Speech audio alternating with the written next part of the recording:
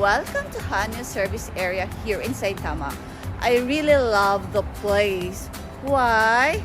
Okay, I'll tour you around. There. Kakaiba itong Hanyo Service Area here in Saitama.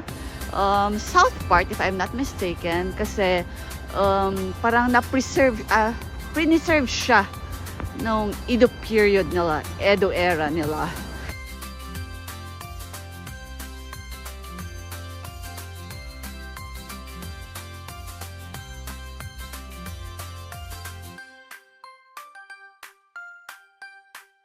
There, mas lumapit na ako.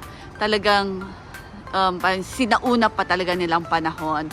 And kung papansinin din niyo yung bubong, oh, diba?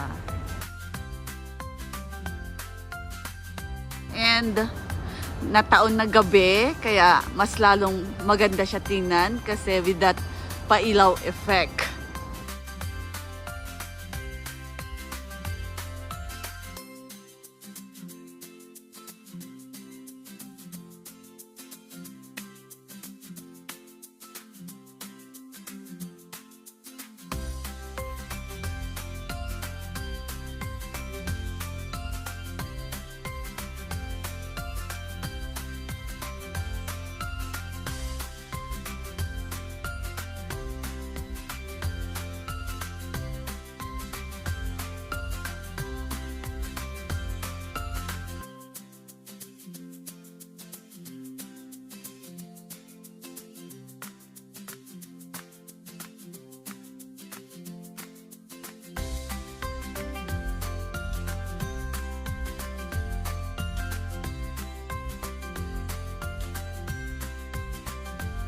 Laging gabi kapag napapadaan ako dito.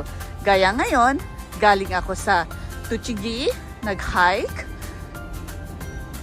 And talagang sinet ko yung mapa ko na ito ang daan ko.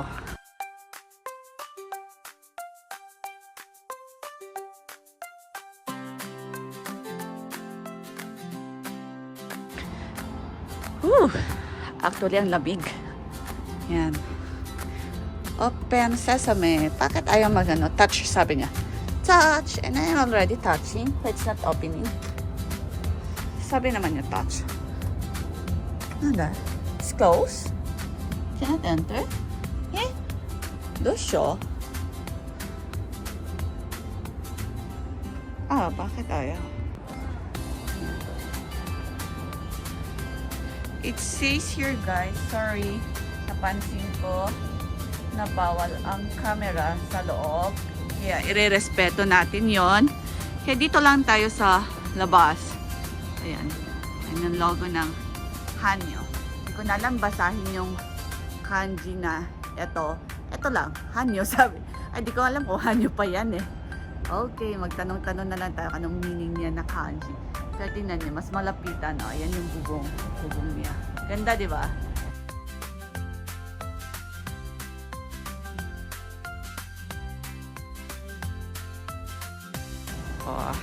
Mizu. That's the kanji of mizu. Water. Ika nga. There guys, sayang hindi ko kayo ma-tour sa loob kasi ibang-iba din sa loob niya. Ang ganda din. Hindi siya yung normal na parang kumbaga food court or ayan, stopover na kainan, ganyan. Ibang-iba din sa loob kung saan meron ding bilihan ng mga omiyage and kailangan ko pumasok kasi para bibili ng omiyage or tawag nito, pasalubong sa aking mga anak. Sayang, hindi ko kayo ma-tour. Kaya, bye for now. Thank you for watching.